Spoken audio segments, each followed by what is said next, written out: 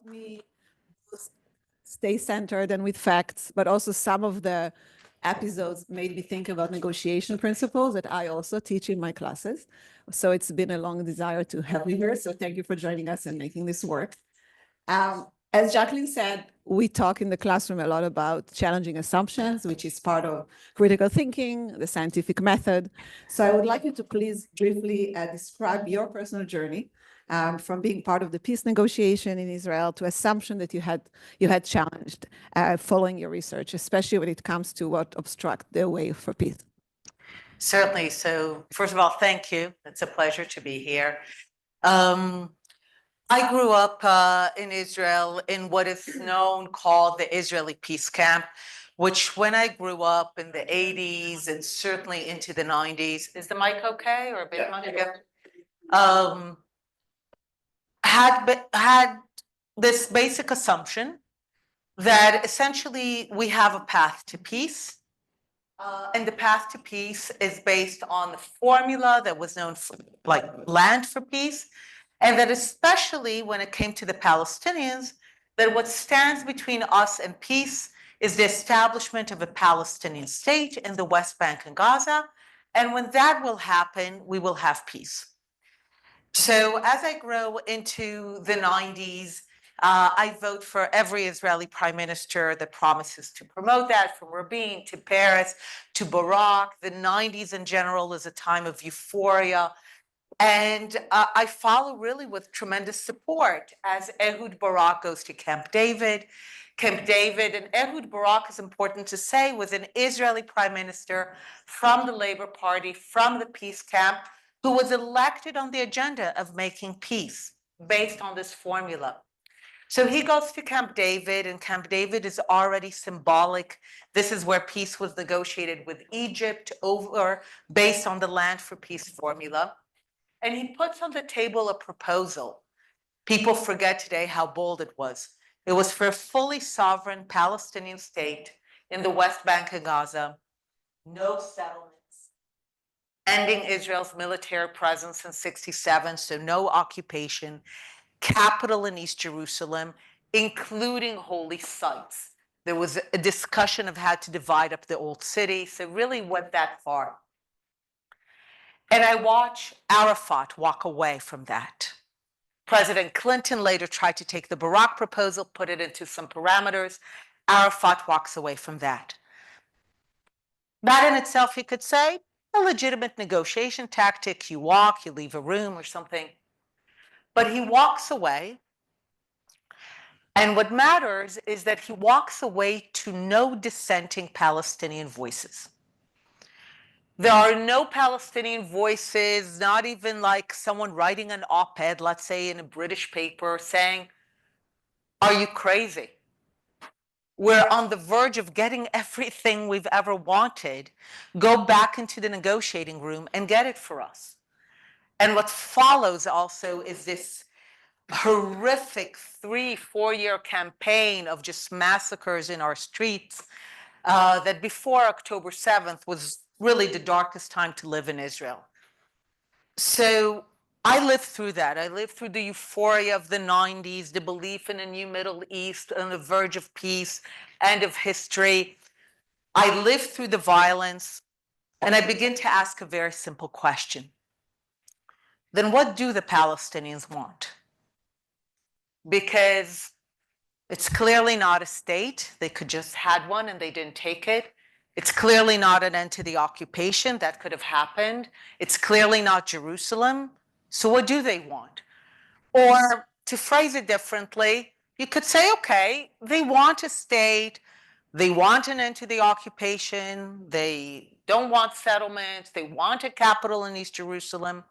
But imagine that there's a scale, and you put all of those things on a scale.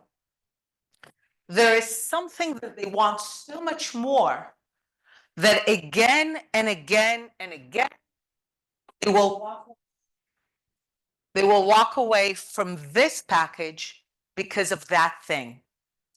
And I began to ask, what is that thing? And I meet Palestinians at the time. I do the research that becomes the book, The War of Return. And the Palestinians that I meet I'm the poster child of the Israel left. I work with Shimon Peres. I work with Yossi Beilin. I support two states, even after all the massacres of the early 2000s. And as to meet Palestinian colleagues, moderates, and they're the creme de la creme, educated in the best American and British universities. And we meet, and they tell me things like, the Jewish people are not a people. You're only a religion. Completely wrong. They tell me this thing you have, a connection, you claim to have a connection with the land of Israel. You made this up in order to steal our own. And they do one and one together, and they say, because you're not a people, you do not have the right to self-determination, and certainly not in this land to which you have no connection. And I go back from these meetings and I'm saying, these are the moderates. And if these are the moderates, then how they think about the conflict and how I thought about it, they don't even meet. There's nothing to negotiate. I'm saying, let's divide. They're saying, what are you doing here? So I began to do the research as I seek an answer to the question. And that's the research that becomes the book, The War for Sure. And I come across a quote that I've been using ever since. It's by Ernst Bevin, the British foreign minister after World War II. If you know anything about Bevin, a friend to the Jewish people, he was not. And he goes to the British Parliament in February, again, sorry, I'll just hold it. So, it's a bit much. Okay, that's fine. Yeah, actually, just hold it up. What? It's better to hold it up. Yeah, For really? the people on the web, Okay. they want to hear you loud and clear out in the virtual world. Okay. So he goes to the British Parliament in February of 1947 because he needs to explain why Britain failed. And Britain essentially failed a unanimous mandate received by the League of Nations after World War I to help the Jews achieve sovereignty. It did not fail the Arabs. It created multiple Arab states, fulfilled the promise of the mandate, but it did not fulfill the mandate for the Jews. So he needs to explain British failure. And he says the following: His Majesty's government is thus faced with an irreconcilable conflict. Now, this is February 1947. There are no settlements. There's no occupation. No one has been displaced. There's no Bibi even, imagine that. And he already says that the conflict is irreconcilable. And then he goes on to explain. He says, in the land of the mandate, there are Jews and Arabs. No one, of course, is yet called a Palestinian. And he says each one of those groups has a top priority. He says for the Jews, the top priority is to establish Jewish sovereignty in the land. They want a sovereign Jewish state. Great. So the Jews want to exercise as a people the universal principle of self-determination in their homeland. And then he goes on to say, and for the Arabs, the top priority, and these are the Arabs that will later take the name Palestine to be named Palestinians. He said, for those Arabs, the top priority is, listen to this, to resist to the last the establishment of Jewish sovereignty in any part of the land. He's not saying this is a conflict between two national movements where the Jews want a state and the Arabs want a state, and we just need some help drawing borders. He says, as a matter of top priority, the Jews want a state and the Arabs want the Jews not to have a state. By definition, irreconcilable. And this becomes my understanding of what the conflict is about. And maybe I'll just end this part with this. Sometimes when I tell my story, people say, oh, you've changed your opinions. You've changed your views. You've moved from this to that. And I say, it's not a view. Think of it as a scientist. We had a hypothesis. The hypothesis was what stands between us and peace is a Palestinian state. And then comes the part that people like to gloss over or erase. The hypothesis was tested. And like good scientists, it was tested multiple times in a variety of ways. Direct negotiations, Barak and Arafat, Olmert and Abu Mazen, unilateral disengagement. Again and again and again, there is an effort by official Israel, not some small NGO, elected prime ministers, to see if the path to peace involves the establishment of a Palestinian state. And it collapses, it fails. So like a good scientist, you have to ask, what is then the alternative hypothesis that explains the data? And the Bevin hypothesis, the Jews want a state, the Arabs want the Jews not to have a state, not only meets all the data, it ends up having the best explanatory power and the best predictive power. From February 47 to the present, it predicts best the behavior of both sides. So this is my process. Thank you.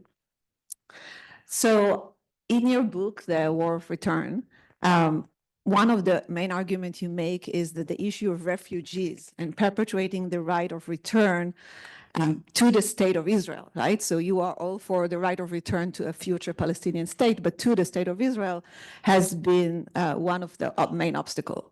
So can you describe briefly the actual international law regarding refugees, maybe give one, two examples of successful dealing with refugee issues, and what is the problem with UNRWA and what is your solution to UNRWA? So broadly speaking, the 20th century politically is a very simple arc.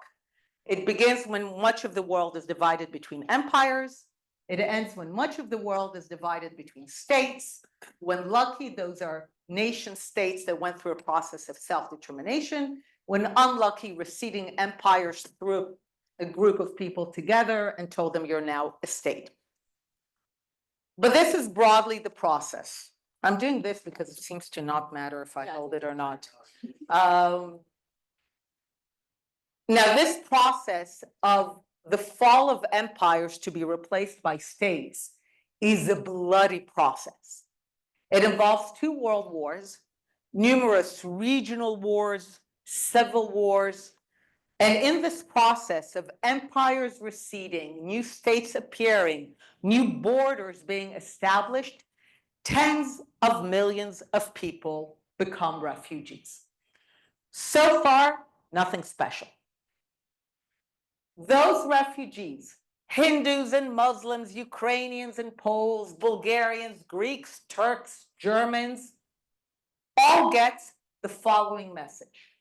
It's tough, it's tragic, and you move on. That's it.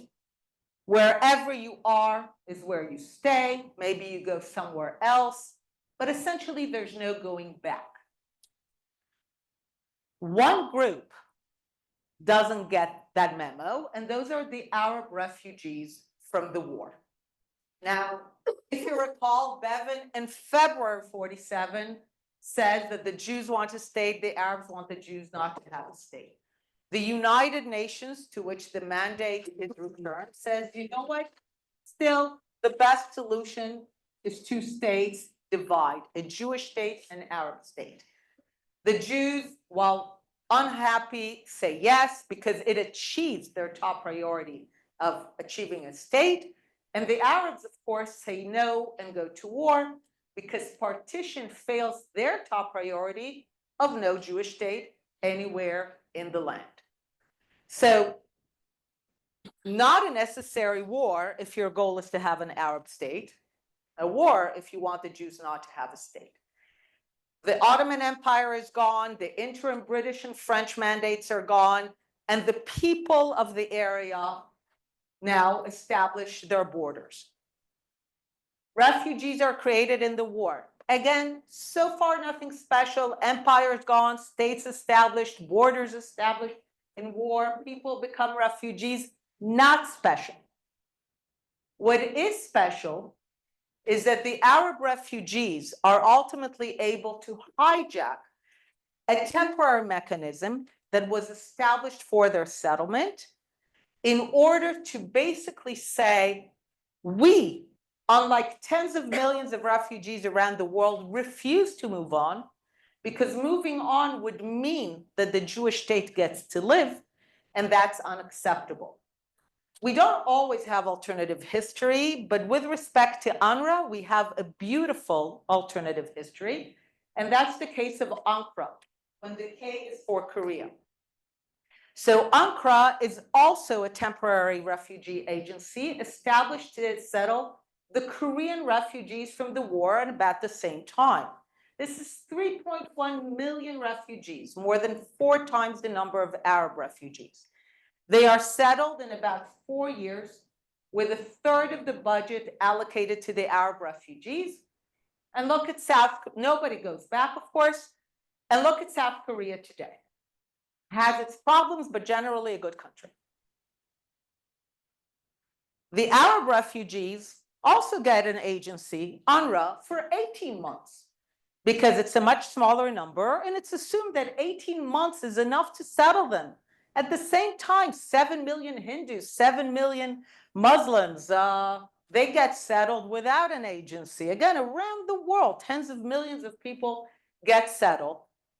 But what the Arab refugees essentially are able to do with the support of Arab countries is to ensure that UNRWA doesn't settle a single refugee, that it never closes, and that it creates a loophole that allows it to register people as refugees, even when they're not refugees by any international standard, and thereby created a situation where rather than the Arab refugees getting the tough but important message that it's tough, it's tragic, but you move on, and that's how you create a more peaceful situation, they are basically sent the message through the perpetuation of UNRWA that they did not lose the war in 1948.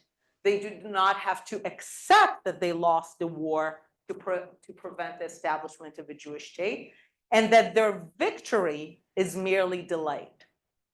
And as a result of UNRWA and its support for this idea, we are stuck in an eternal conflict where, from the Arab perspective, until they achieve their goal, as Bevin noted, of no Jewish state anywhere in the land, the war continues. Thank you.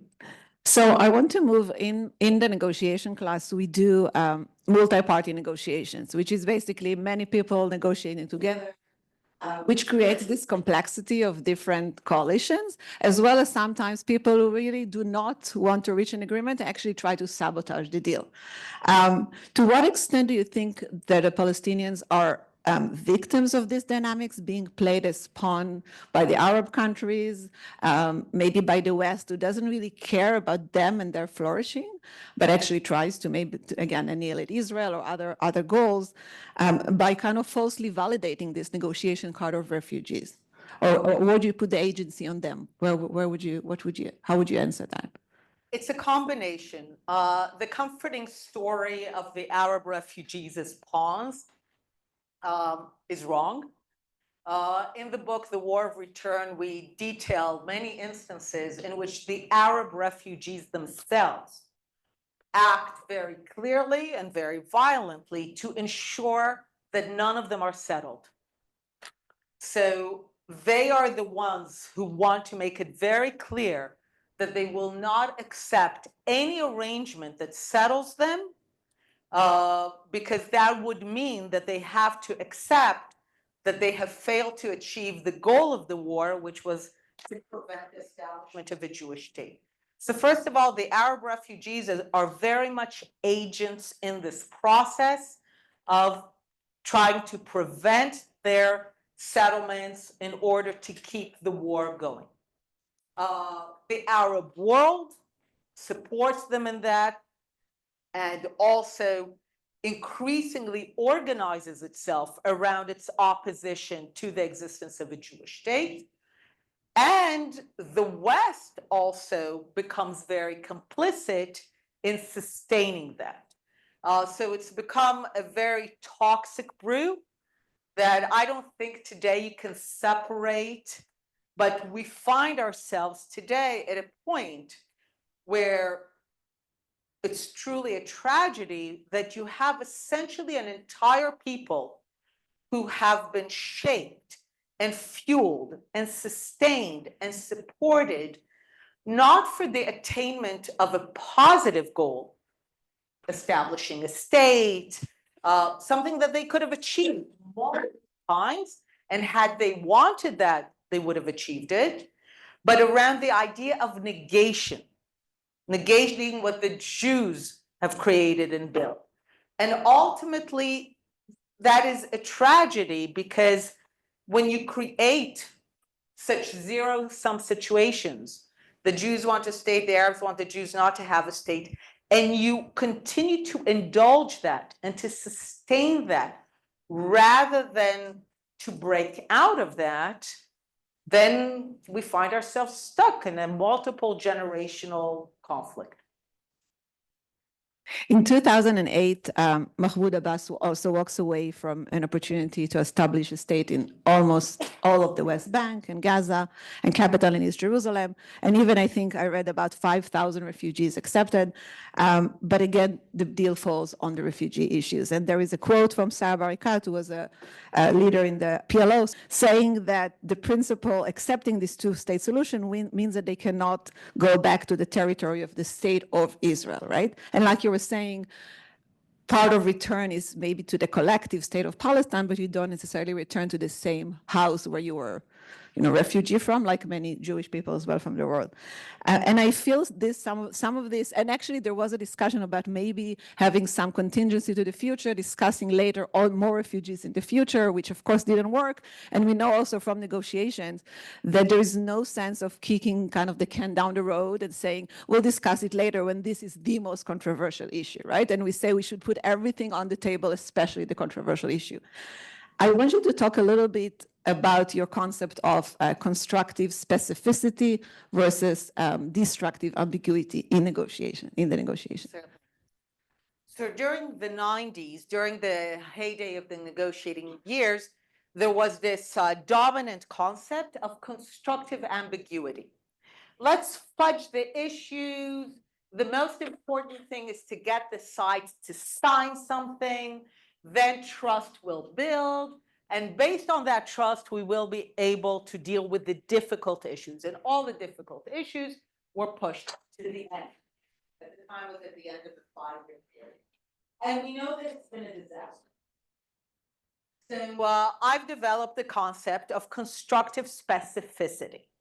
Let's be super, super clear on what we demand, what we expect, and not allow these issues to be fudged. The man I work with, Shimon Peres, had a phrase. He said that in lovemaking, as in peacemaking, it's best to have your eyes a bit closed. So I'm making no comments about lovemaking. In peacemaking, it was a disaster. So now, I've developed this idea of constructive specificity, which means that especially on this issue of the Arab refugees, there's no right of return into Israel, but the Arabs believe there is. We cannot allow for any ambiguity. Just as people expect there to be clarity on borders and statehood and Jerusalem, this has to have clarity. And the clarity has to be ahead of time, because you don't want to spend, again, what we've lived through is years of negotiation, making an assumption. The constructive ambiguity allowed us to make all kinds of assumptions, because we made the assumption, for example, that the Palestinian idea of refugees and a right of return, those are bargaining chips to be negotiated away when they finally have the chance to have a state. But we discovered again and again that the opposite was true. Given the chance to have a state, they prefer to bargain away the state in order to keep fighting for this idea of return.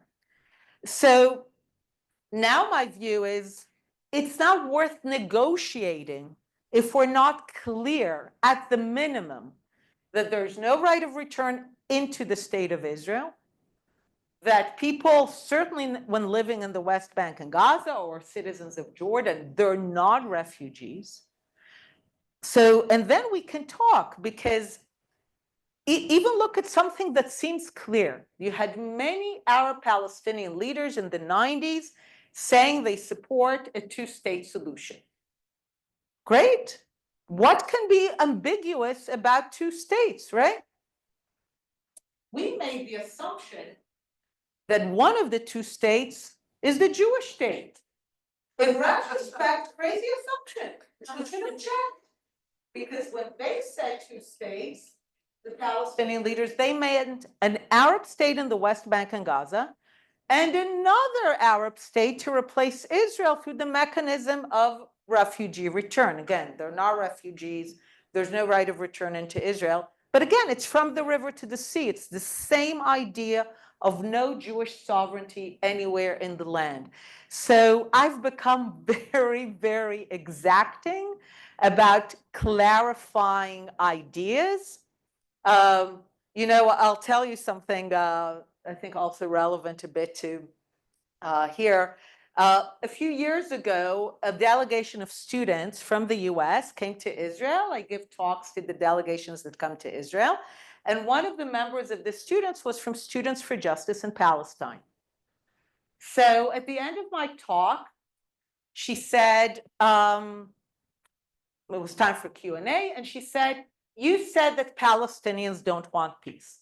Now, it's not true, but I said, I'm precise with my language, I said that there has never been a Palestinian vision of peace where there's a Jewish state anywhere to be found. That's what I said. But she heard me saying that Palestinians don't want peace. So then she went on to say, that's not true. I want peace. Now, 99.99% of people would stop here and be like, huh? Einat is wrong. Look, the head of the Students for Justice in Palestine said she wants peace. But I've learned constructive specificity. So I asked her, what does peace look like? And then came a fascinating exchange where she began to go to, but this is colonialism, and this is racism, and this is that. And I did something which I understand you don't do today much in university. I wouldn't let her be. I kept going. I kept insisting. And she just couldn't utter a vision of peace where there's a Jewish state anywhere to be found. So I'm now very, very clear on constructive specificity and the need to find real peace advocates who say things clearly so that we actually know that there's something to work with. So some argue that in the peace talk, there was also no enough specificity on the side of Israel in terms of the final borders and the maps. What would you say to that? And maybe more generally, when we do intergroup negotiations, group to group, we talk about how one group needs to be monolithic in front of the other side and needs to have one voice. To what extent do you think that the different voices on the Israeli side also maybe sabotage peace, or especially voices who oppose a two-state solution from religious beliefs, which is a minority, but how does this affect the negotiation? So actually, not at all. Because at the critical moment, you had an Israeli Prime Minister, Ehud Barak, in 2000, Ehud Olmert in 2008. You had Ariel Sharon, a right-wing Prime Minister, in 2005. But even if we just focus on the negotiations, the Israeli message was clear, and this is why you have people publishing maps. There were maps.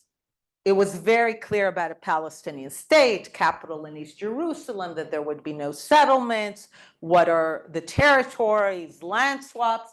there was tremendous clarity and specificity on that, because these were the areas where Israel could negotiate and the Palestinians could negotiate without letting go of the core issue. You know, a lot of people say, oh, but they signed Oslo. They signed the agreements in the 90s. I'm like, yes, Oslo was structured precisely not to demand the specificity and this decision. But as soon as there was the demand for a decision, you can have your state, no occupation, no settlements, capital in East Jerusalem, but there's no return and you're not refugees, they walked away.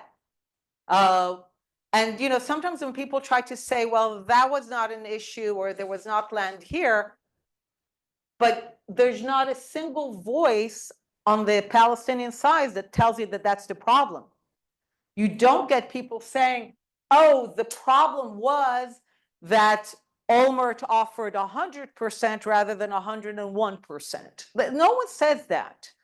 You do have clear phrases like Abu Mazen telling Condoleezza Rice, I can't tell 4 million refugees, again, there's no 4 million, they're not refugees, that they're not returning into the state of Israel, not to a state of Palestine. To the state of Palestine, this was offered again and again. That was never the desire. So there's actually no evidence for that claim. So as you're saying, Israel has historically agreed to compromise. As you note, we see it empirically. Do you think this would change now following October 7th? Do you think the trust, as you wrote it so much? I know I play in the classroom the trust game, and some people get betrayed, but I say do not overgeneralize and, you know, try to have the good faith with new people. But do you really think this is possible now given the trauma? Israeli people, and I mean, I hope it is, but just asking for your opinion now.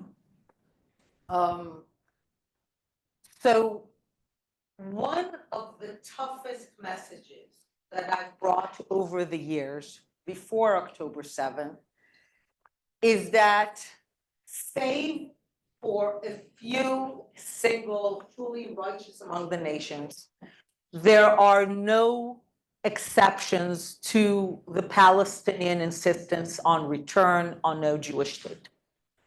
And this was a very tough message because people want to believe that, oh, we have extremists on both sides and, you know, the moderates need to speak and we can't let extremists hijack. And you also said something about, you know, Israel was willing to compromise, and it sounds as if I'm trying to say that Israel's nice. So I want to make clear that I don't think there's nice or not nice in this field. The reason that the Jews always agree to compromise, it's not because we're nice. There's no question of being nice or being moral. It's just that we're small. We are deeply, deeply cognizant of our status as an ethnic, linguistic, national, religious minority in an overwhelming Arab and Islamic Middle East. So we compromise, not because we want. You know, there's someone who once was very angry at me. He asked me, Einat, is there anything that would lead you to say that Israel is the reason we don't have peace? I said, yes, if we had 1 billion Jews. If we had 1 billion Jews, I'd agree that we're the problem. We are 7 million. There are 500 million Arabs, nearly 2 billion Muslims. We accept our desire to be sovereign in our homeland are not the problem. That's the problem. But by now we have, again, enough evidence that Israel has right-wing governments, left-wing governments. We conquer territory, we retreat from territory, we build settlements, we remove settlements. By now we've done all that, and it made no difference. The core issue is, as Bevan correctly noted, and he didn't invent it, he just talked to people, that the Jews want a state and the Arabs want the Jews not to have a state. So the question here is not one of trust. It's not one of misunderstanding. You know, there's all these organizations, especially funded by Europeans. If you only talked to each other, you know, you just talk to each other. I told you my story. It came from talking to each other. We are in conflict not because we don't talk to each other or we don't understand each other or there's some misunderstanding here that we need to talk over. We're in conflict because we understand each other perfectly. And the goal of the Jews want a state and the Arabs want the Jews not to have a state are indeed irreconcilable. So the issue here is not trust. And after October 7th, more people are seeing it. But it's not that the situation has changed. It's just that more people, certainly in Israel, have to come to terms with the fact that that's the situation. And, you know, sometimes when I give this talk of what is the conflict about, and I go through this process and I say, okay, the Jews want a state, the Arabs want a state. So let's say it takes me 29 minutes to get to this out of a 30-minute talk. Then in the last minute, I say, how is it going to be resolved? Really simple. The conflict gets resolved in one of two ways. Either the Jews forgo their top priority or the Arabs forgo their top priority. Really simple. Either the Jews forgo having a sovereign state, and a lot of the efforts you're seeing, Zionism is racism, colonialism, Israel's apartheid, all of that is part of creating a global mental environment that essentially tries to create the situation that is conducive to ultimately there not being a sovereign Jewish state. So that's one outcome that ends at least this conflict, if not others. And the other outcome, the one that I try to work for, is that the Arabs finally let go of this insane obsession with the Jews not having a state. I think that's also the more humane option, because then everyone stays in place and we live side by side. And I think that's the best option. But the obstacle to a two-state solution has never been anything like, you know, settlements or occupation, all that. It's always been that there was no willingness to accept that one of the two states is the Jewish state. So for me, it's not an issue of trust. October 7th has revealed to more people the situation, but it didn't change the underlying situation. And I think at this point, Israelis, obviously, I mean, for many Israelis, they're like, okay, they're thinking about it just like at the end of, you know, after Nazi Germany was soundly defeated, 14 million Germans, apropos refugees, were displaced. And this is after Germany unconditionally surrenders. You know, we need something that really ends it. But I personally think that there's no way that we can run away from dealing with the core ideological issue. So my vision for peace, I believe that this should be Israel's vision for peace, and I think it should be Israel's foreign policy and North Star. I call it pursuing peace based on Arab Zionism.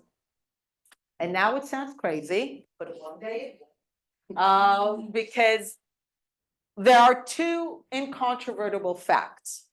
One, as long as the Jews want to be sovereign, there's only one land in which the Jews can be sovereign, which is the land of Israel. Sometimes people tell me, okay, we get that the Jews are a people, not a religion. We get that they have the right to self-determination, but why in the land of Israel? I'm like, everywhere else is exile. You can live well in exile, but sovereignty, the collective expression of who we are as a people, is connected to one land and one land only. So as long as the Jews want to be sovereign, it's only in the land of Israel.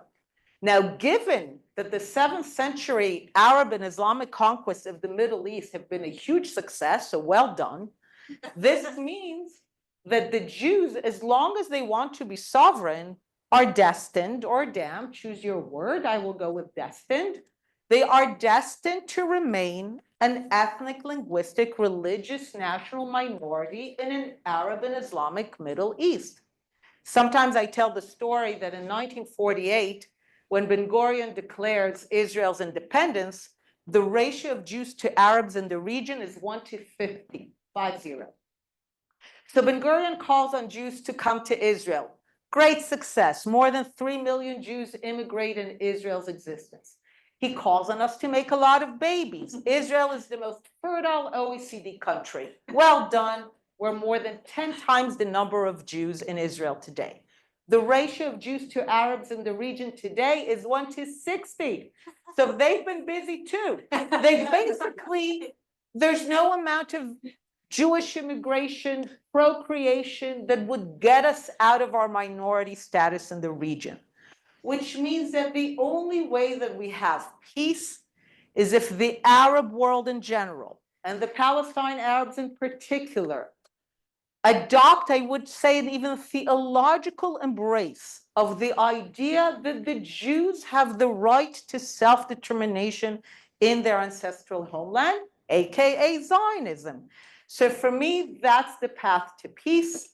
And once we solve that, once the Arabs, and especially the Palestine Arabs, move from being anti-Zionist to Zionist, the path to peace becomes simple. Thank you. So I want, when,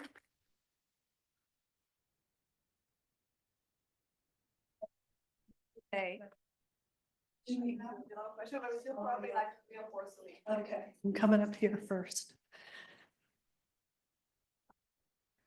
All right. I'm gonna start. Yeah, I do.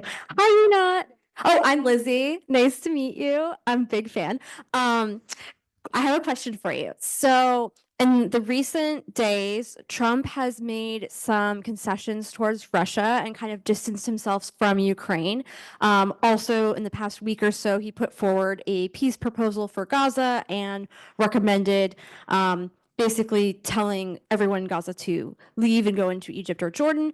And I'm curious if you think that, one, I did read what you wrote about the Gaza plan, but I would love you to repeat your thoughts. And also, I'm curious the recent closeness to Russia, how that's going to impact potentially negotiations, and if the EU or the Western democracies are going to distance themselves more from the USA, and just your thoughts on international negotiations there. Very complex. A short observation on the comments on Ukraine and Russia, not my field. But what I noticed is that at one point, I think he said, or someone from the government said, that Russia has greater numbers, greater territory, Ukraine doesn't. And this is the fundamental logic of our conflict. The reasons that the British betrayed the terms of the mandate was because they looked and they said, there are many more Arabs and Jews. Why would we support the Jews ultimately? We have bigger interests in India, whatever. The American State Department desire not to support Jewish statehood in 47, 48 came also from looking at the numbers and saying, why should we support these tiny people over the vast majority? This is certainly the logic of China, and this is the fundamental logic. Israel is a small country, and certainly in territory, also in people. So we constantly need to work against that logic. That's why we need to be strong, to punch above our weight, to hopefully make stronger contributions, to be better allies, to not lose wars, because in March 1948, for example, today people think that Israel won the 1948 war easily. In March 1948, the Jews are losing to the Arabs. And that is the moment when the British and the Americans are thinking of the support for partition. And the Jews understand that unless they're going to win, they're not going to have a state. So the logic of territory and numbers remains, and maybe resources, oil, remains a powerful logic, and we constantly need to work against it. So that's kind of my takeaway from that.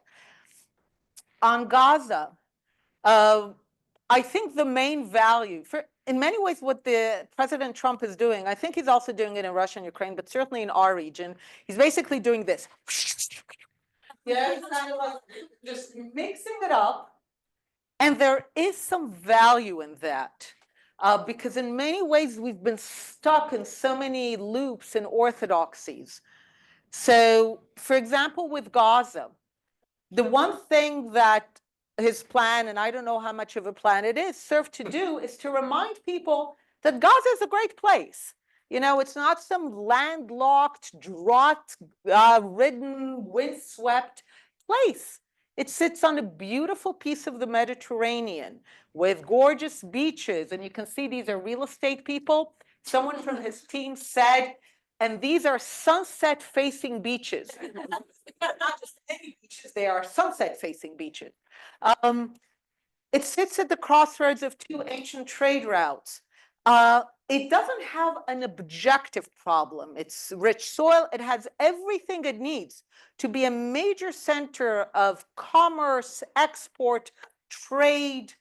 The problem is political, that the people in Gaza have organized themselves around the idea that Gaza is not their home, but rather literally a launch pad from which to liberate Palestine from the river to the sea.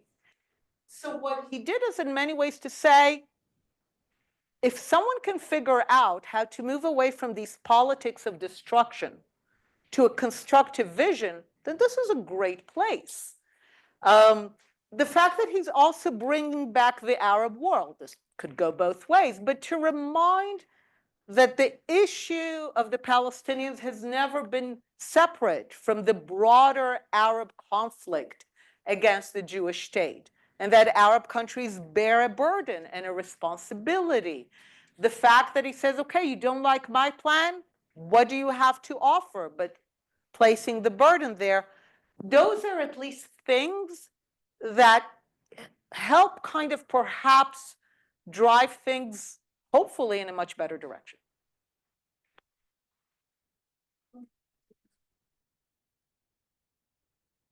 Yes, hi, thank you, Renee Yarden.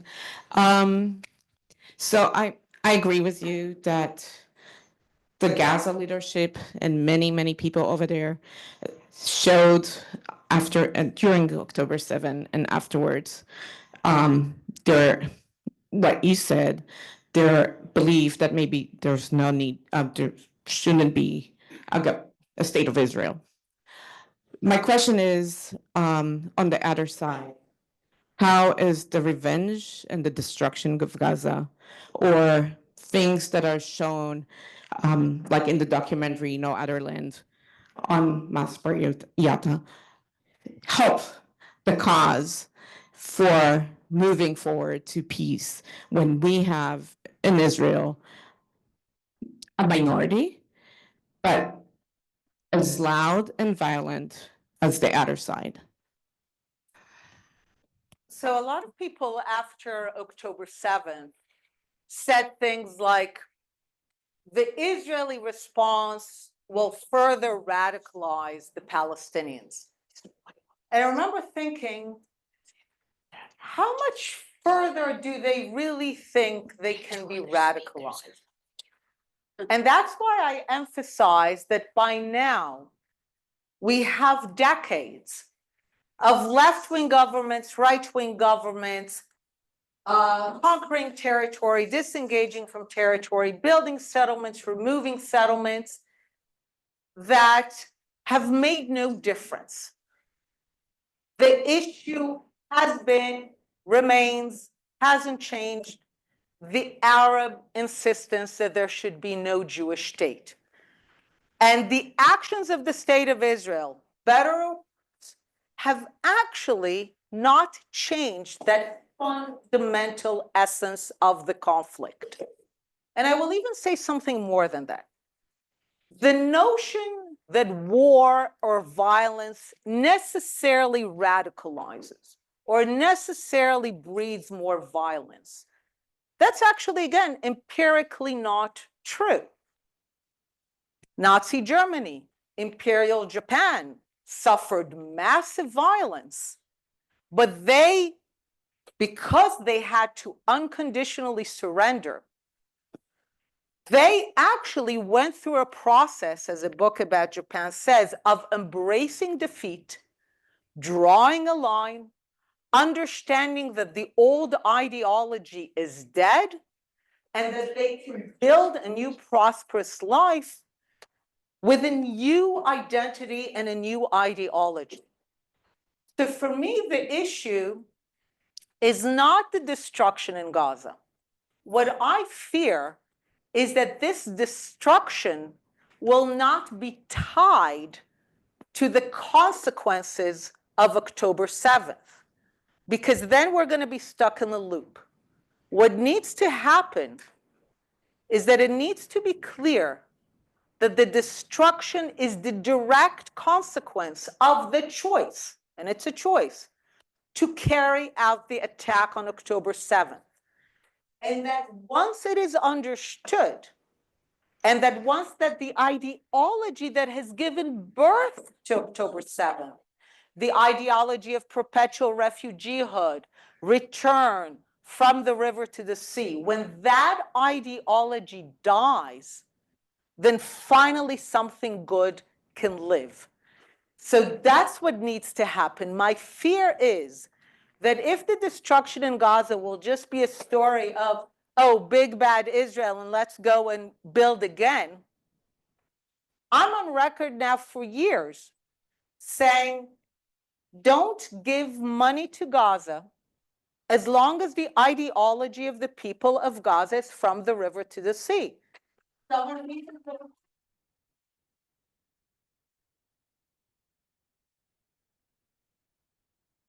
Repeated something I wrote in 2018.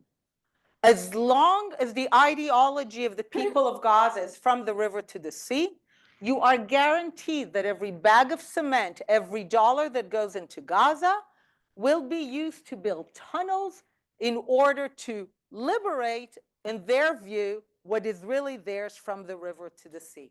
So actually, if we want something constructive to be built, this destructive ideology has to die. And historically, the best way, both collectively and individually, moments of ruin, moments of devastation are actually moments from which we can grow, but only if it's clear that the ruin and devastation are consequences of our choice, of our actions, and then we need to change. And what I fear is that there are too many forces that are repeating the pattern that have come to call Jews are never allowed to win, Arabs are never allowed to lose. To repeat the pattern that rather than said, this destruction is the consequence of your choice and your ideology. Nothing will be built until your ideology changes. That's the moment that I believe we absolutely shouldn't miss. Thank you. I'm sure.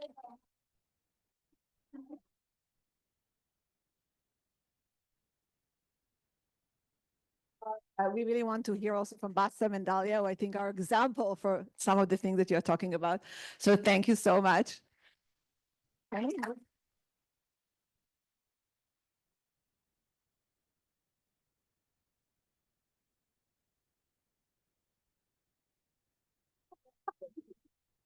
Let's have you both up here. Yeah.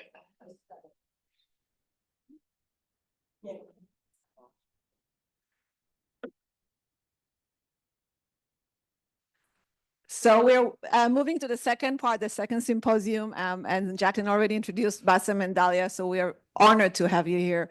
Thank you.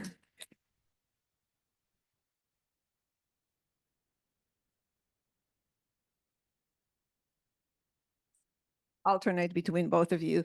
So you've had quite the journey, globally recognizing your leading role as a civil rights activist in the Arab Spring Revolution in Egypt. You're an avid supporter of peace, human rights, a dialogue, very outspoken against political Islamism and radicalization.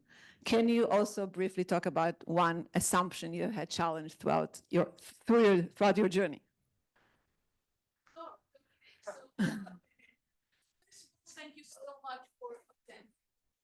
First of all, thank you so much for the University of Maryland and for the Business School and the Ed Snyder Center for holding this important event. And I believe it is important because it's not common to see such three speakers, from the Middle East speaking about the Middle East. Unfortunately, recently we have seen so much polarization around us. So thank you for doing it and making it possible for us to speak about our region.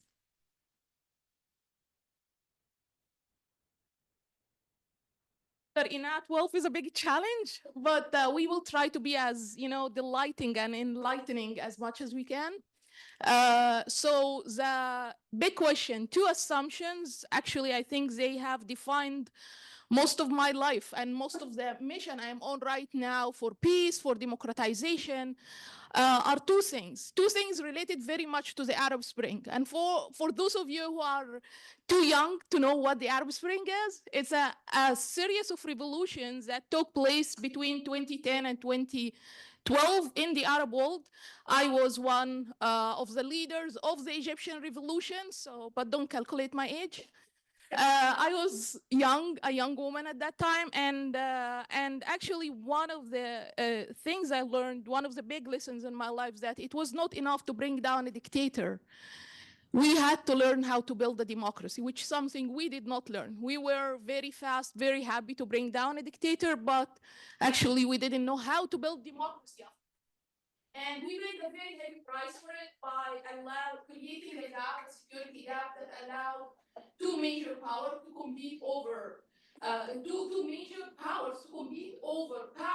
political power in the country, who were the military on one side and the Muslim Brotherhood on the other. And over the years after that, over the past decade, the competition was mainly between the two main powers, and we were completely sidelined as liberal democracy activists. Another thing that was a big, big lesson for me, and this is actually the main reason why I'm doing all the work I'm doing today, in support of peace in the Middle East. And by peace, I mean, for your pointing out, I'll be very specific about what peace means. I don't look at it at a very narrow territorial conflict that's happening between the Israelis and Palestinians. I believe in the peace of the bigger picture between Arabs and Israelis and Muslims and Jews. Because in my opinion, I think I always label, this conflict as a three layers conflict. It started as a territorial conflict in the 1950s with the start of the Pan-Arabism movement. It became an Arab-Israeli conflict. And then all of a sudden, in the 1980s, after the success of the Islamic Revolution in Iran and the inspiration it has given to other Islamist organizations in the region, all of a sudden, it has become a Muslim-Jewish conflict. And in my opinion, if we remove the Muslim-Jewish layer and the Arab-Israeli layers, the territorial conflict between Israelis and Palestinians will be resolved eventually. And this is my mission. And this is something that I learned the hard way. I grew up quite like anyone in Egypt, learning that Israelis are our enemies, the Jewish people are our enemies as Muslims. But then I went through several moments of studying, learning, and trying to get out of the ideological box I was stuck into until eventually I formed this opinion. And actually, I found out that there are other people on the other side of the aisle in Israel, among the Jewish community, who are also looking for peace and are willing to work with me on that, unlike how I learned when I was younger.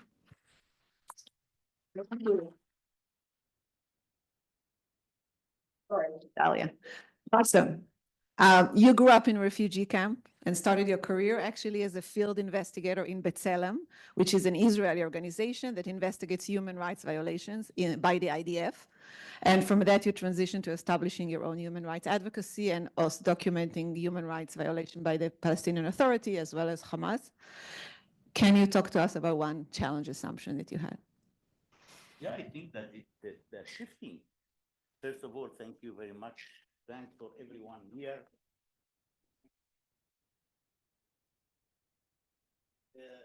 The most interesting thing here is the shifting from the Israeli violation to the Palestinian Authority violation, which is, I don't think that anybody expects that would come from me. some Palestinians came to me by saying, listen, but you was very good with the Israeli violations. Why you shift?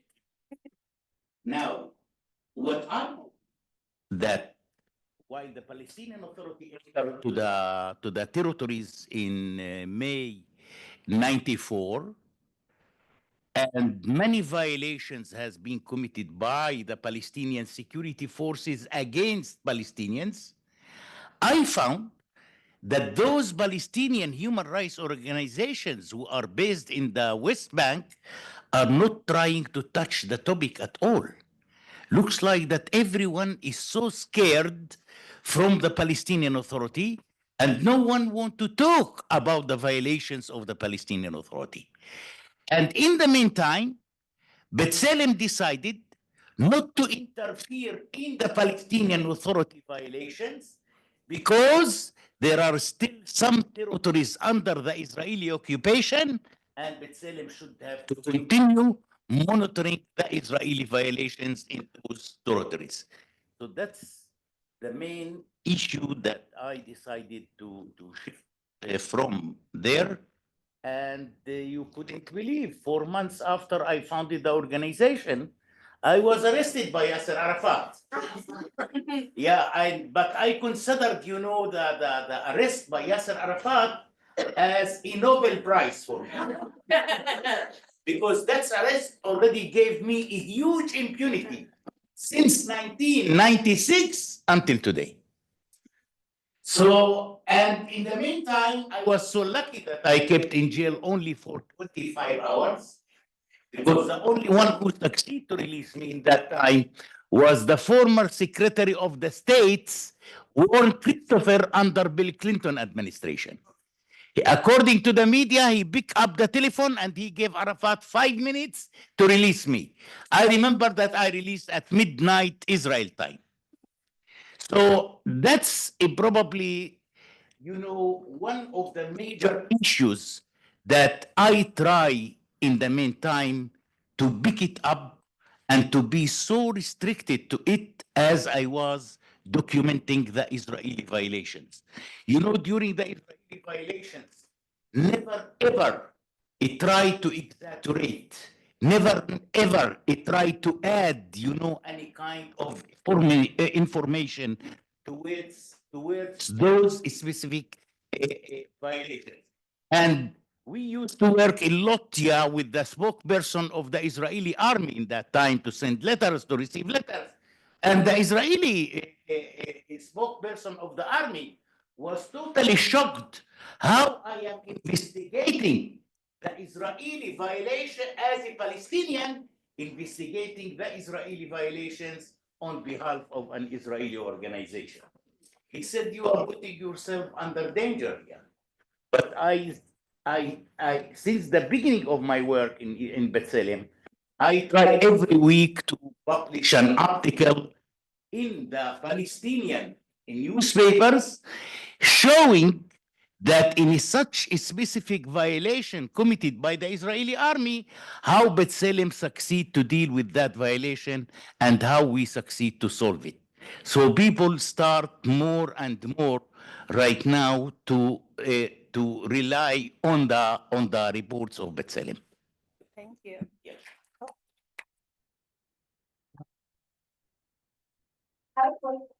So what, in your view, has been the major obstacle for the peace negotiation? Do you also think it is the issue of Jews, and what mistakes you think on both the Israeli side and the Palestinian side have been made? Thank you. I think that the both sides are not ripe enough to negotiate each other. Unfortunately, we, the Palestinians, got many opportunities. But that's remind me with the Israeli former foreign minister, Abba Eban, when he said that there is no opportunity that the Palestinians miss the opportunity. So we talk, and I talk about the Camp David between Ehud Barak and Yasser Arafat. In that time, Ehud Barak suggested to withdraw from 97% of the West Bank and the Gaza Strip and East Jerusalem. What bring Arafat to reject such kind of suggestion? What exactly? No one Palestinian leader tried to stand up by saying, Arafat, you should have to tell us why you reject such kind of a wonderful suggestion. No one. In the meantime, Ehud Olmert in 2008, he came to Abu Mazen and he told Abu Mazen that I am going to withdraw from the center of the all Palestinian cities. The all Palestinian cities. What's happened on the next day? Mahmoud Zahar in Gaza from Hamas stood up by saying, if Olmert will withdraw from the centers of the Palestinian cities, we, the Hamas, going to occupy it on the next day. That's putting the Israelis under a huge fear here.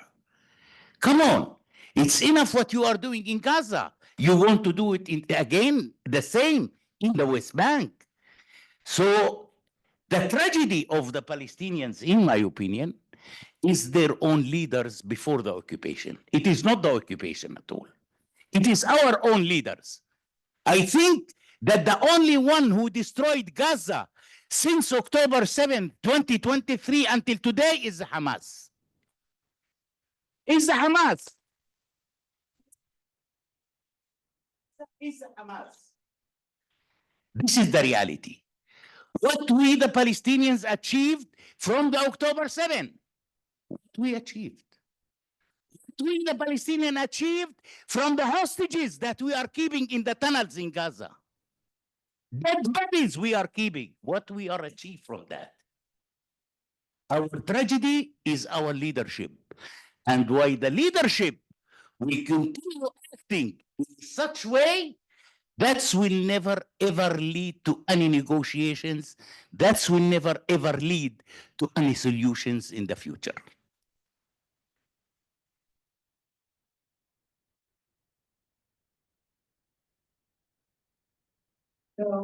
I didn't ask, oh, Dr. Wilf had to leave, but she talks about the placard strategy and how people like to use the slogan of white, colonizer, apartheid. I want you to please talk about your reality as a Palestinian who live within the state of Israel, and also the role of such slogans and how they embolden extremes on both sides, actually. Yeah, you call it slogan. We like slogans, by the way. Yeah. And we like to repeat it, yeah, when after the others. This is one also of the major problem. It's like when people coming and saying it's from the river to the sea. And they said, listen, the whole space between the river and the sea almost dry. It's dry. So you couldn't recognize the border now, because there is no sea and no river. And sometimes people confusing themselves in the meantime. Sometimes each one of the Palestinians, in my opinion, is living in 3.5 opinions. We can change opinions every 10 minutes. People today in Gaza would love to leave Gaza and would love more not to return to Gaza. People are so frustrated. People are so hopeless. People suffered in Gaza since the Hamas took over the Gaza Strip in 2007. The most methods of torture Hamas used against their own people. I documented a lot. People used to call me and to complain on what is going on. And unfortunately, the international community is keeping in blind eyes. That's showing you that the international community never ever fallen in love with the Palestinians. But they are using the Palestinians, especially Europe, to push its history of anti-Semitism against the Jews. So they are using us, but they never fallen in love with us. This is why hundreds of millions of dollars every month coming from Europe to Mahmoud Abbas. I'm quite sure that some also going to the Hamas in the Gaza Strip. So we don't know exactly what we want. Of course, we want money. Of course, we want money. And I think that the whole conflict, I used to say that I am comparing the Israeli-Palestinian conflict like ATM machine. You put credit card, you take money. While that ATM machine is still working, this conflict will continue.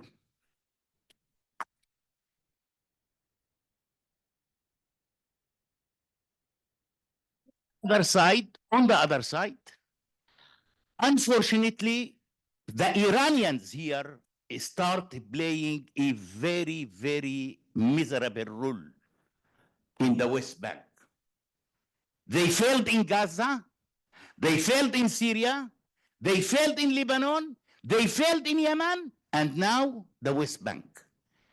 And some terrorists from the Islamic Jihad, which has been arrested recently by the Palestinian Authority, not by Israel, already confessed during their investigation that they are receiving a direct money from Hezbollah in Lebanon. How that money is coming from Lebanon to Nablus? Somebody tell me. How that money comes from Lebanon to Jenin? So it's a question of money. If that money, if the sources of money will be stopped one day, then we will be very close to a kind of solution for the conflict. Thank you. Now, a little bit about your fascinating book. I already told you about it, The Three-Legged Wolf, Egypt, Military Islamism and Liberal Democracy. You analyze in the book the dynamics in Egypt, like you said before, and I want you to first clarify what you mean by Islamist and the difference between Muslims and Islamists, because I think it's also an important differentiation. Okay, so just it's a good distraction from, the Israeli-Palestinian conflict topic. Good, yeah. But actually, it's also exactly, it's very, very related because if you know, it's central to the Islamist ideology, and now recently also to the ideology of many Muslims, the political ideology, I would say, to many Muslims, it has become the Israeli-Palestinian conflict.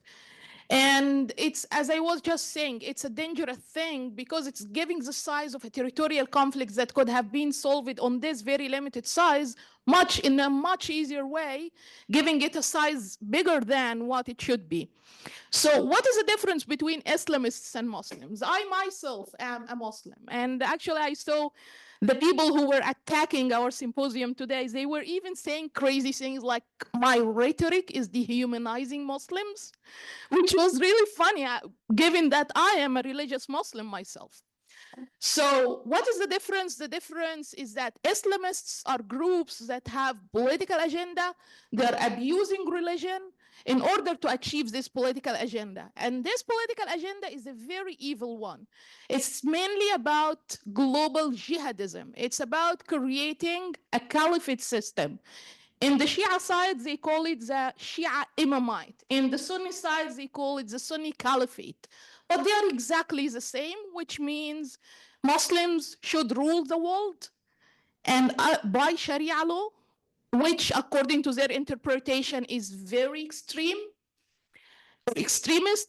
and everyone else should be ruled by this Sharia law, including non-Muslims, and should be under that. And to achieve this goal, they are on a mission, on a jihad mission, to fight against what they call the house of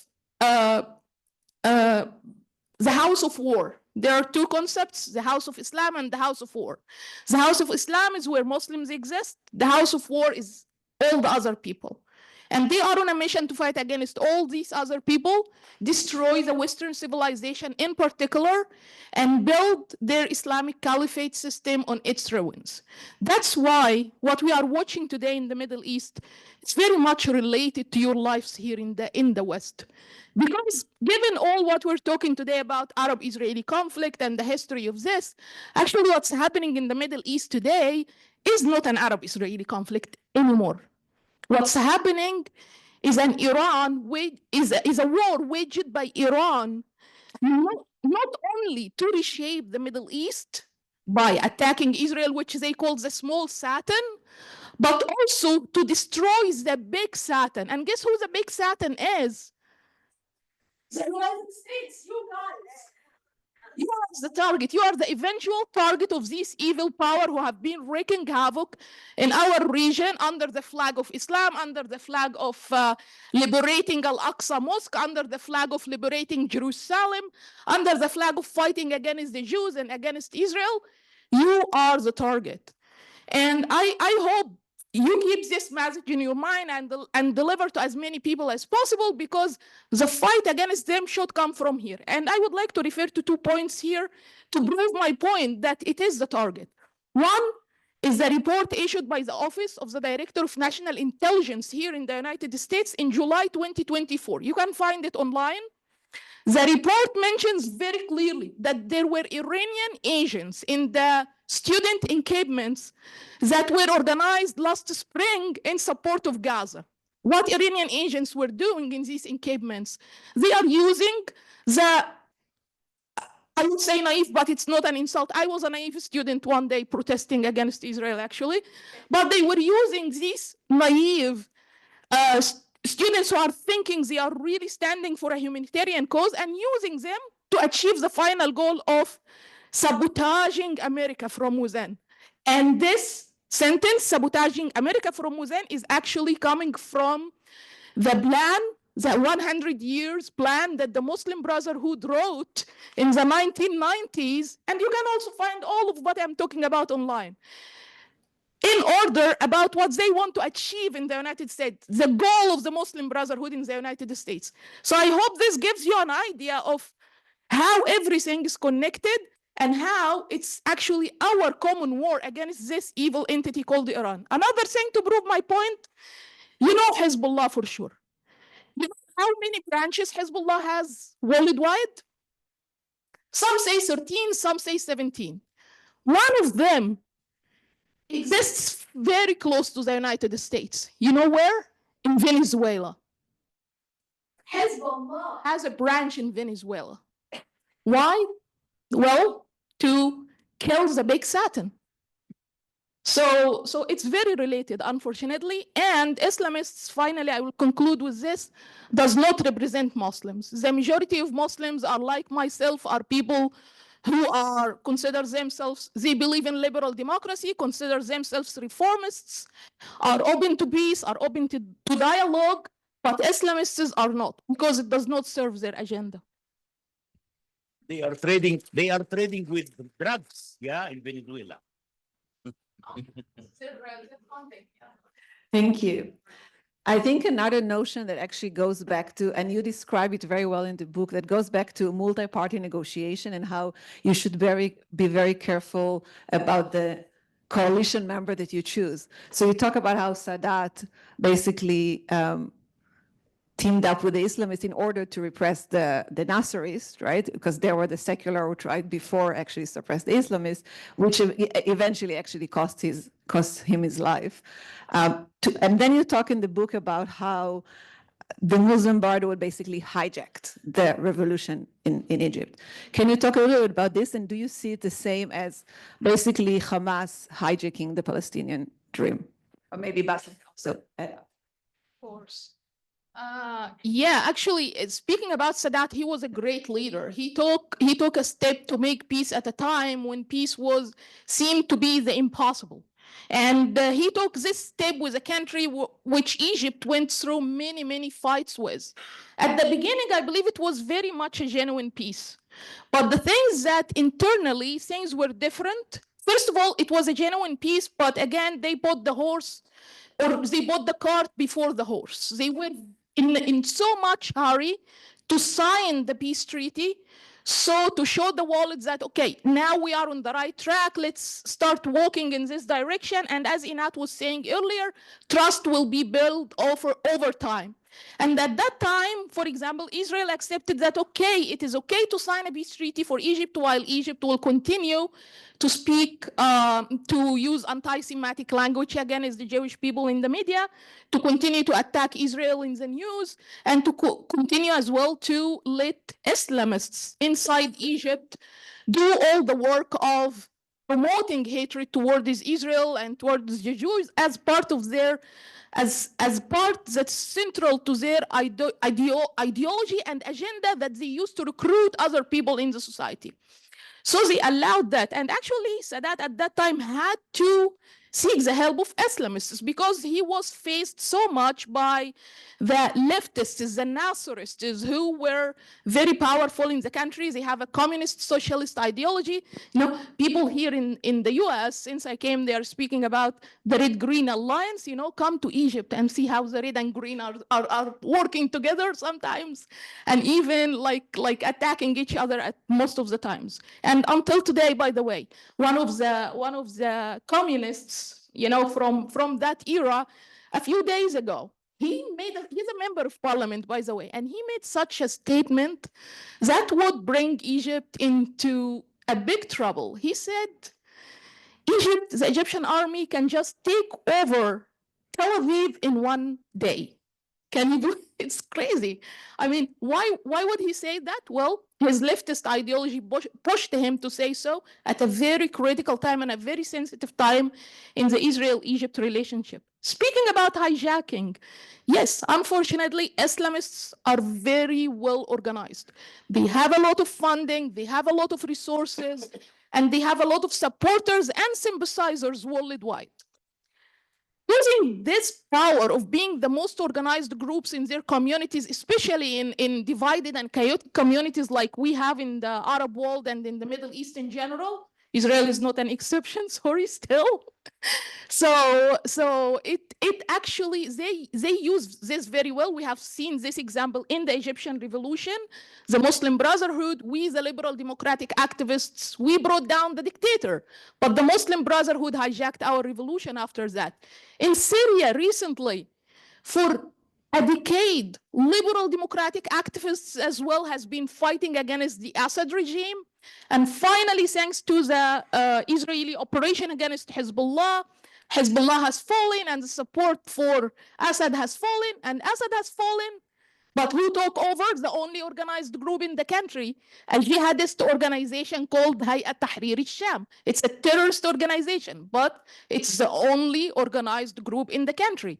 The same thing happened with Hamas in Gaza. Also, although of course it's a bit different because it was mainly a coup, what Hamas did, but again, they were the only organized group inside Gaza at that time, and the only groups that people can look up to and say, yes, they can govern.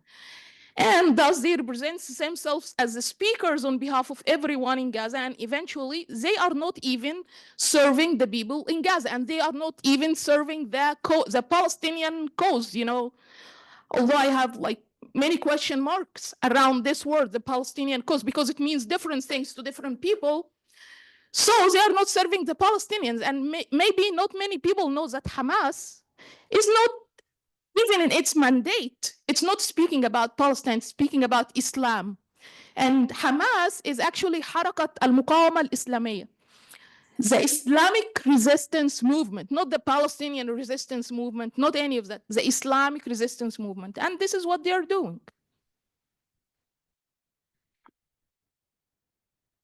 Bassem, do you have criticism towards the Israeli government of not talking about the day after October 7th, after the war? Yeah, of course. I think that this is why the Hamas is still in power in Gaza, because the Israelis never ever try to touch the issue what's after, and Israel didn't try even to pave the way towards the day after.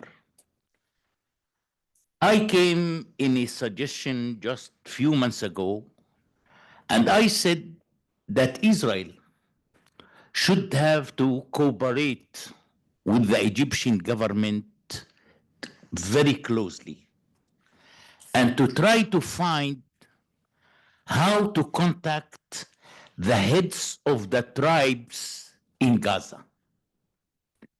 By the way, 70% of the people in Gaza are Bedouins. They ran away during the 48 war from the south of Israel, from the Negev, from Rahat, from all of these places. So originally, these people are Bedouins. And Bedouins has the head of the tribe over there. So I said that Israel with Egypt, of course, Israel knows them because Israel stayed in Gaza for a long time. And the Egyptians ruled Gaza for 19 years before 67. So the both sides knows those tribes and those heads of the tribes. And I think that this is something that Israel should have to start paving the way temporarily, yeah, how to start controlling Gaza after the Hamas. But in the meantime, I know that it's probably a little bit difficult while the Hamas is still existing in Gaza. Because Hamas will commit another massacre against those tribes in the Gaza Strip. Hamas want in blind eyes to continue catching the power in the Gaza Strip. And they are not care about any Palestinian. They are not care about the Palestinian cause, which I, as a Palestinian, I don't know what is the Palestinian cause. And the Hamas is just continuing, yeah, while the funding and the support is still coming from Iran, from Qatar, from Turkey. These people are still in a very high places. So I think that one of the major issues that the American administration, Trump, the first thing he should have to do is how to cut the funding of the Hamas from the Turkish and from the Qataris. Leave the Iranians. The Iranians is another story.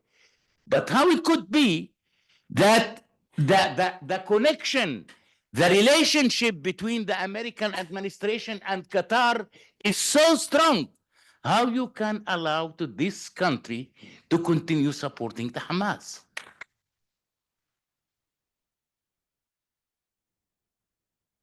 The $30 million that they used to send every month through Ben Gurion Airport, yeah, is going for digging tunnels and building the military capability of the Hamas. While Qatar call it a humanitarian aid for the Palestinians. Which Palestinians? Which aid? Which humanitarian? I don't think that Qatar believe in humanity anymore.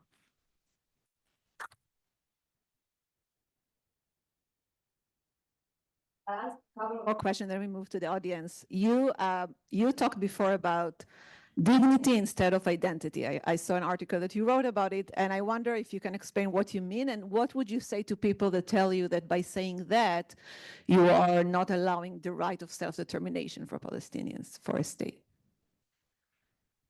See, I think that dignity is something very important in the life of people. And I used to come and to tell my Palestinian colleagues from time to time that homeland is not the place where you're born. Homeland is the place where you can find dignity, justice, and freedoms. This is the homeland. In Gaza, there is no justice, there is no dignity, there is no freedoms. Not only in Gaza, by the way, in most of the Arab countries and Muslim countries. This is why the Gazan prefer to immigrate to Sweden and to Canada and to Australia, but not to Egypt and to Jordan.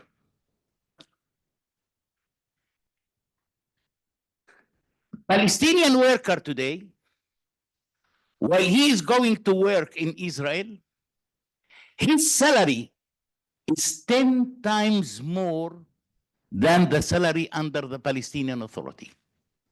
You couldn't believe that people under the Palestinian Authority working the whole month for $400. $400. But the workers who are going to work in Israel, they can earn a month $5,000. This is dignity. This is dignity. This is how you can respect your own life, yeah, but not to be harassed like the salaries that the Palestinian Authority is paying. So this is sometimes why some workers putting their lives on their hand, smuggling to inside Israel, escaping to inside Israel. He knows if he might be arrested, he might be injured, he might be killed. But still, this is something which probably deserve to do it.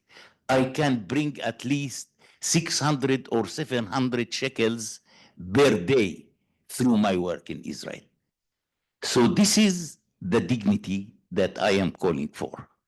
Now about the self-determination, I don't know what does it mean for the Palestinians, the self-determination.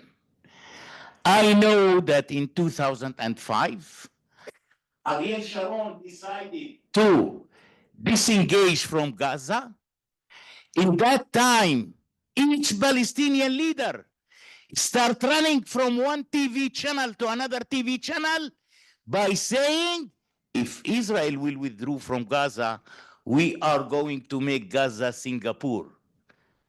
I've never been in Singapore yet, but wondering if the situation in Singapore is similar to Gaza. So this is Singapore. Now we made the real Singapore after the October 7th. Instead to develop it. You know, the plan of Ariel Sharon in that time got a huge international support because each country around the world considered that plan as a kind of a peace process. Peace process. Ariel Sharon decided to bring peace process to the Israeli-Palestinian conflict. What we did, I think that we, the Palestinians, almost destroyed what remained from the Israelis in Gaza. And after the October 7th, we brought the real tragedy to the all Palestinian people and to the all Palestinian cause. So self-determination, also we used to have some opportunities to practice it, but unfortunately, we rejected like the others. Go ahead, and then I will open to questions. Yes, it could be a 3 hour. I know, but I have a very quick comment about the day after, complimenting what Bassem said, because this is very important. And this what should be occupying everybody's mind right now. What should happen next in Gaza? And I don't see that impossible. All what we need is first for Hamas to go. Everyone is speaking about the Gazans, about where Gazans should go, but actually the right question we should ask, how to get Hamas out of Gaza, number one. And then Arab countries have a responsibility in this situation, and they have to do work. There is work that they have to do. They are so happy to support the Palestinians over the border, over TV screens, you know, for political reasons, for domestic political, they are playing for their domestic audience mostly. However, now there is a responsibility, and I think President Trump's statement has put them in front of their responsibilities. If you don't go to Gaza, we will go to Gaza and fix it. So right now we're seeing all of them are running into Gaza, trying to fix the situation so the Gazans will not come out and make troubles in their countries, which is really interesting. However, until this moment, as we speak, all the leaked plans coming from Egypt, Saudi Arabia, the summit in Riyadh did not lead actually to anything. They didn't even issue a statement. The Arab League is supposed to convene in an emergency session on March 4th.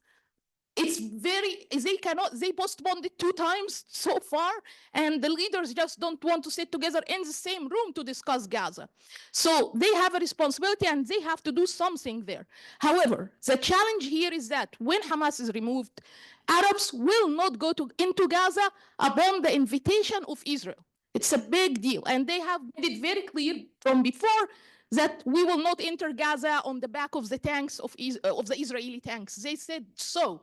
Like there are clear statements from Arab leaders saying so. So the challenge here is that we want to put an Arab or a Palestinian actor to be the inviters, the party that will invite Arabs to come into Gaza. And we have two options. One option is the Palestinian Authority, and I 100% agree with Basim. It's the worst option. The Palestinian Authority are so corrupt. They also fund terrorism. Yes, they are more pragmatic, but they are terrible as Hamas, actually. So this is one option, but there is a more creative out-of-the-box option. Why don't Israel work on creating a bureaucratic government in Gaza? It's a government of people who are just skilled in the fields they are in. I got doctor to become a minister of health. And this way, and so on. And this way, we will get this government out of the responsibility of playing the resistance role that we have been seeing the governments playing. And this new Palestinian government in Gaza will be, or the new Gaza government, let's say, will be able to send the invitation to Arab countries to come, and at that time, I think Arab countries may be more willing to come. So this is just an idea I wanted to mention. There is a solution. We just need to think outside of the current paradigm. Thank you.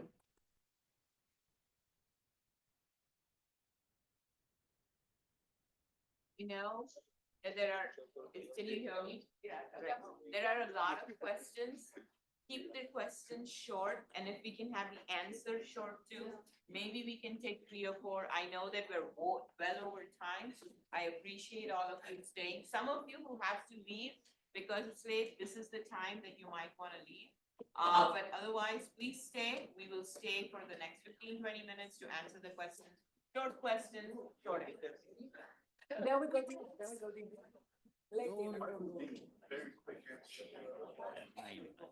Yeah, now we go. Yeah. I know. Thank you for everything you've done. I'm born and raised in Turkey. In Turkey. In Turkey. It's a very nice country I and love very the nice country. people, by the way. I have an Israeli wife. I'm Roman Catholic, and my kids are Congratulations celebrating for the that. 3 religions. I'm very happy about what we do.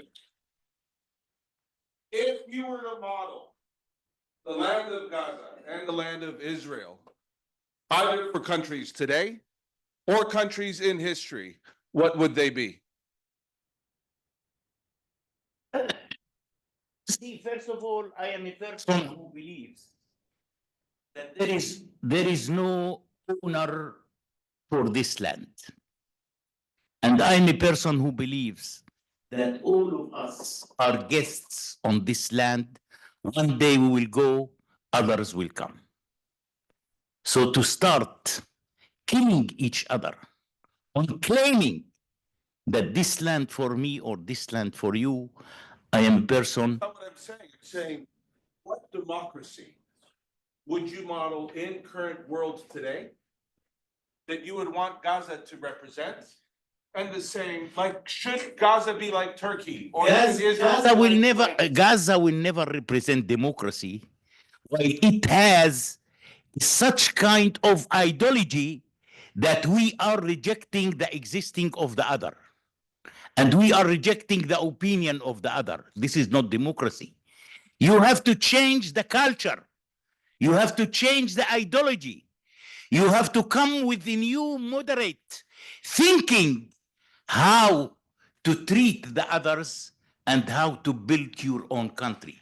Listen, democracy, you couldn't teach it. You couldn't teach it. You couldn't teach it. Democracy is something which comes from your heart. From your heart. If you are a democratic person or a dictator person, democracy is impossible to teach it. And this is unfortunately the attitude, because democracy is coming from the culture itself. from the culture, right? The culture already developed without democracy, so how I can teach you democracy?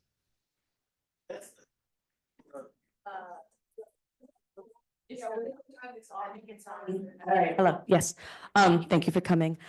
I have a kind of a good segue about culture. Then earlier you were talking about cutting off funding to start some change. I think it's a chicken or egg question, but I want to pose it to you. What comes first? Cutting off funds, cutting off support, military defeat, like, the unequivocal kind of Nazi Germany type defeat of these ideologies. Does changing hearts and minds come first? Does we're supporting moderate, supporting civil society come first? So maybe Dalia, I'll give you also the Very quickly, yes, 100% education first. When you educate people, when you change their hearts and minds, everything will change. Now, the ideology in Gaza, the identity of the people in Gaza revolves mainly around the idea of violent resistance against Israel. They don't understand anything else. They don't care for anything else, including even, as our friend here was saying, building a state of their own. We've never seen any movement, even including those here in the US, like, Students for Justice in Palestine, for example, which in their eyes, they mean justice in Palestine, which means that, Israelis are always bad, the Jews are always bad. It's always about blaming Israel. How about they change it to students for a Palestinian state? Let's make it a positive goal in this direction. Let's focus on this. But unfortunately, the identity itself of the people in Gaza, since very early age, they are educated. Your mission in life is to resist Israel violently, is to join groups that do this violent resistance. And so that's why we have to start from changing hearts and minds, building strong civil society organizations that can do that, and reforming the education system and taking it away from the hands of Hamas. Since Dalia mentioned justice in Palestine, I just want to send a message to those people and to tell them that there is no justice on earth. Justice is only in the sky. So stop fighting for nothing and stop causing damage for everything. And I don't think that who gave them the mandate to speak on behalf of the Palestinians. These people living in their warm houses, in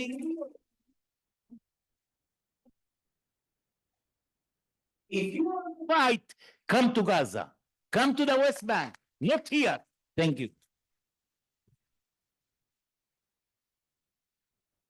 Is it working? Okay. I'm also Turkish, so we seem to be the majority here, at least the loud ones. So I'm going to suggest, I don't know, is it working? Any of you ever been to Istanbul? You need to go to the Neve Shalom synagogue. On the wall there's a ferman from 1492 when Sultan Bayezid II wrote to the chief rabbi of Grenada and said, I invite all of you, I'm sending my armada, and you're all welcome to come to the Ottoman lands. He says, the loss of the Spanish king, he says, the Spanish king must have gone crazy. His loss is our gain, right? And hundreds of thousands of Jews came to the Ottoman lands and prospered, right? So one thing when we keep on talking about the Arabs and the Jews, it really breaks my heart because actually if you look at history, it was the Ottoman Jewish alliance against Catholic Europe, right? Up until the damn First World War. The question is coming. The question is the following, because what I'm hearing from both of you is actually fear-mongering, right?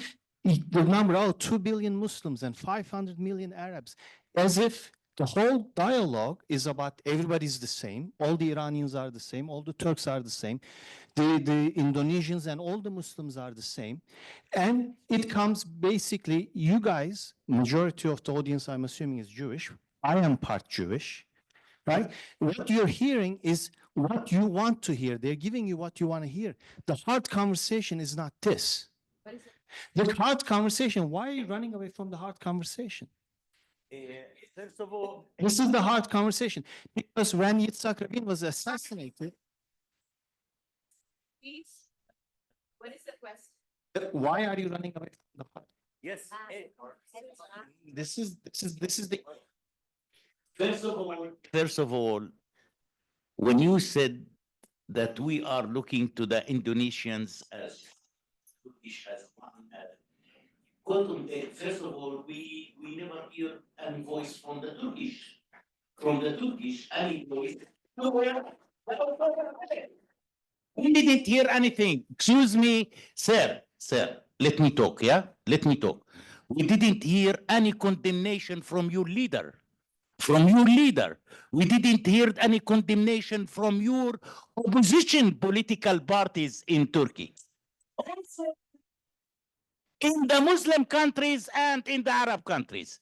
So that's really something against humanity. By keeping silence on massacres, that's the end of humanity, man.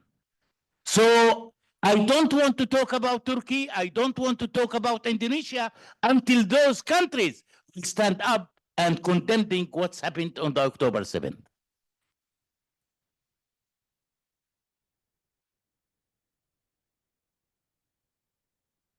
You for coming here, first of all. Last question, please. Thanks so much for coming here, first of all. I'm a member of Student for Justice of Palestine, and thank you for laughing. And I just wanted to say, you mentioned, for example, that the Palestinians could, for example, accept the Israeli established bureaucracy, for example.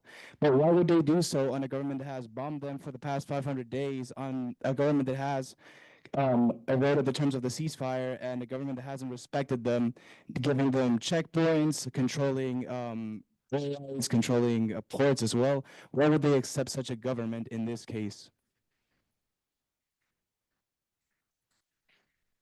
So, yeah, okay. So thank you for your question. Yes, for actually, nobody is dismissing that we have been witnessing a very ugly war. Everyone knows that this war was ugly, but the question to ask, why it was ugly, why it was so ugly for the people in Gaza. There is a reason why there were so much people were killed in this war, and the reason is that Hamas hid among them, and Hamas did not stand up for their responsibility as the government in Gaza to provide their own people with shelter. And actually, at the beginning of the war, if you go to an interview on Al Jazeera with Mus'ab Abu Marzouk, one of the main leaders of Hamas, he said very clearly, they asked him, why don't you put the people in tunnels and you go above the ground and fight against Israel? He said, it's not our responsibility, it's the responsibility of the UN. And it's online, by the way, and translated. This is the logic of Hamas. So this is one thing. The other thing, the people in Gaza, they were trapped by the Arab countries. Unfortunately, my home country, Egypt, which should have opened its border for the people who wanted to run away from the war, refused to do that. And they hardened the wall built on the border between Egypt and Gaza just to prevent the Gazans from leaving. So they got trapped inside and they had to suffer the consequences of this war. So this war, 100% was ugly, was a very ugly war. I wish it has never happened. And I wish, but it's too late to say we wish that. Now we are talking about solutions, and as ugly as October 2nd was, there is a silver lining here, and the silver lining is everyone right now wants to find a solution. So let's focus on the future, on the positive thing. What can we do to get everyone involved? And as we are speaking in a class of negotiations, and actually really is like your negotiations professor, I would also mention negotiations requires compromises, and to reach a solution, it requires compromises from the different parties involved. So it will require compromises from the Arabs, from the Israelis, from the Palestinians in order to reach a solution in Gaza. And I think somehow, regardless of everything, now the time is ripe for this to happen, and many parts involved are already willing to offer compromises. So let's focus on this positive thing, and somehow I don't know how we will get over of this huge trauma we have been all involved in over the past 15 months, but we should. Yeah. information to your knowledge, the Hamas succeed to dig 700 kilometers of tunnels under the Gaza Strip. 700 kilometers of tunnels, but Hamas didn't succeed to build one shelter for 2 million people.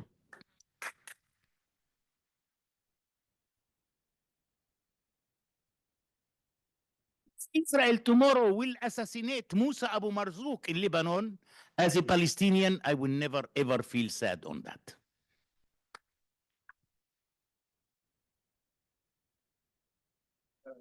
Ms. Siada, I admire your courage. Thank you for coming. The phrase Muslim liberals is one that we don't hear often. Yeah. And I wondered if you could discuss, Egypt is said to be the intellectual center of the Arab world. How typical or how representative are your views in the Egyptian parliament, in the Egyptian press, in the Egyptian universities? Oh, thank you, Professor. This is a very good question. And thank you so much for your compliment. It's an honor. Yeah, exactly. I know. But I will be very brief. Actually, there is a huge liberal, I call them Muslim reformists in Egypt. It's a huge one. And as you said, Egypt is the center of the Arab world. And we are the biggest Arab population as well. So if this movement succeeds of course, unfortunately, it was opposed by the government as much as by the radical Islamists, especially here I'm speaking about the Salafists who have huge, Salafists are far-right extremists for you who don't know, they are even more than the Muslim and a little bit better than violent jihadists. So they are between the Muslim Brotherhood and violent jihadists. So they are very active in Egypt, especially in rural areas. And unfortunately, in the past few years, the government have given them the space to act in order to absorb the sympathizers of the Muslim Brotherhood after they pushed the Muslim Brotherhood out of the country. So now they have a social influence and they kind of leading the public opinion in Egypt. On the other hand, there is a huge liberal movement led by liberal activists who believes that Islam can be reformed. President El-Sisi, although, I should be criticizing the government now and criticizing him in particular because the way I got out of Egypt, but on this regard, actually, he's very much a reformist as well. He has been calling over Al-Azhar, the biggest Sunni institution the biggest scholarly institution in the Sunni world.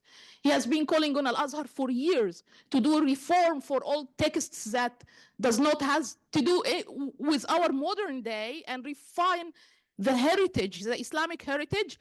And he was badly opposed by Al-Azhar in a very, very negative way. So I think, yes, despite there is a huge movement, but if this movement is not joined by people inside the religious institution in Egypt, which Al-Azhar and other similar institutions in other Arab countries and Muslim countries worldwide, including in Turkey, as our friend here was mentioning, we will not get to this point of a reformist Islam, because unfortunately, all the rhetoric right now, perhaps Islam is the only religion right now is looking backwards, which is looking backwards, not forward. Christianity and Judaism have went through this reform. Islam has not yet, which is a big problem. And I hope our generation will be the ones that will do that.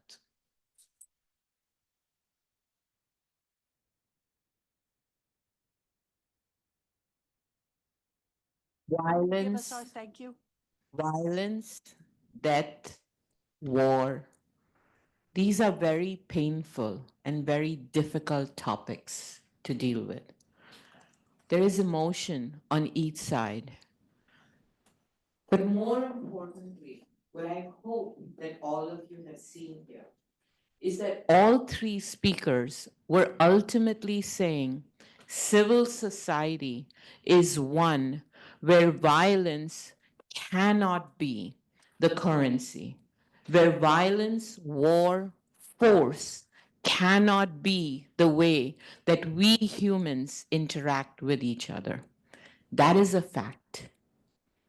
The Snyder Center is so grateful to all of you for coming here for our fact-based discourse initiative. Thank you so much, Dalia. Thank you so much.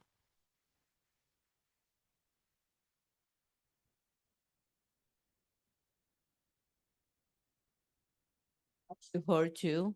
But more than anything else, I just want to thank both Relly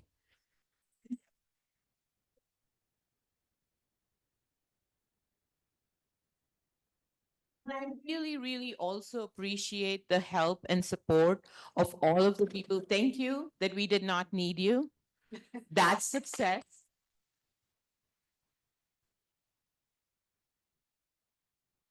Shout out for them too, because they listened, they protesting outside, but they did not come here to disrupt this event. And for that, we are very grateful.